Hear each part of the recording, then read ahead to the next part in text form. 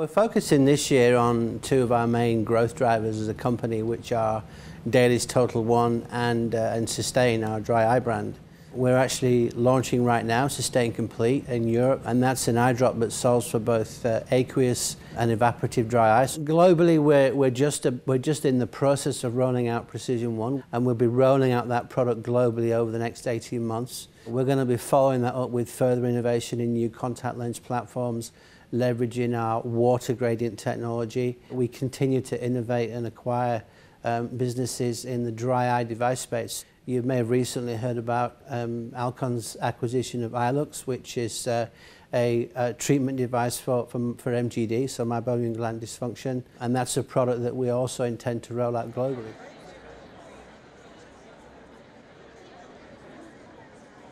Contact lens dropout is something that is imminently a huge opportunity for us to address.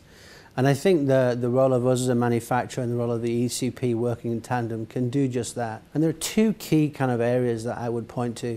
One is the dropout with the middle-aged consumer who is starting to succumb or appreciate the impacts of presbyopia. But then there's an entry point dropout right early in the process where more than a third of consumers can drop out of contact lenses within the first year of usage.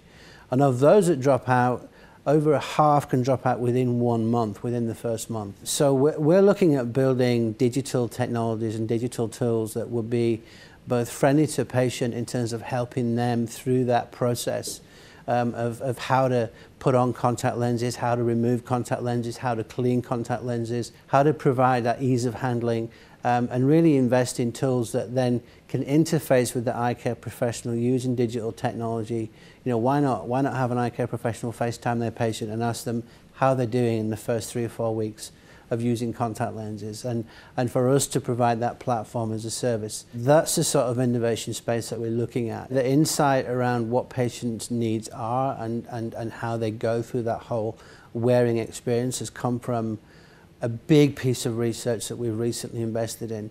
So we've interviewed over 8,000 patients around the world and over 3,000 eye care professionals in a process of really understanding what the patient needs are.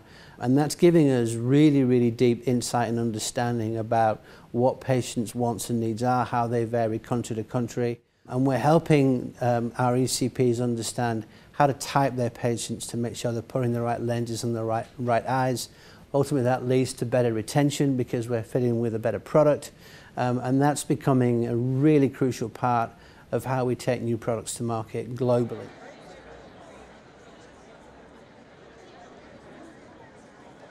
There's a ton of space of unmet consumer needs. You know, presbyopia, whilst we're innovating with multifocal contact lenses like DT1 multifocal, there's still a large unmet need, and there's still lots of opportunity to develop presbyopia correcting solutions that are very high tech in their origin. We remain heavily invested with lots of our innovation partners in the space of new technology. You'll be amazed about some of the things that we're working on, things like accommodating lenses that are electronically activated by the patient themselves to change their vision distance from near to far. That's pretty impressive, and it's going to happen within my lifetime for sure. But there's a ton of other unmet needs all the way through the spectrum. You mentioned myopia, very interesting to hear a lot of discussion this week from myopia. I was very interested in Jeffrey Warline's speech today around the improvement of some of the clinical data substantiating several of the treatment pathways that are available today. But largely, I think there's still a lot of hypothesis in the space of how to correct and control myopia. So we remain at the forefront of investing in new technologies with research facilities and partners, but also within our own house in Alcon. We will continue to also mine the landscape for new technologies. You walk the floor in the exhibition hall, there's always something new everywhere you look, whether it's a diagnostic or a treatment, whether it's ocular allergy, dry eye, blepharitis, or whether it's just in the simple world of contact lenses. You know, our category is undergoing still rapid transformation around the world. We're still hugely underpenetrated in many markets. We've still got a ton of unmet patient needs in eye health spaces and also in vision acuity. So we've got plenty of spaces to grow, and this is a business that's far from commoditized.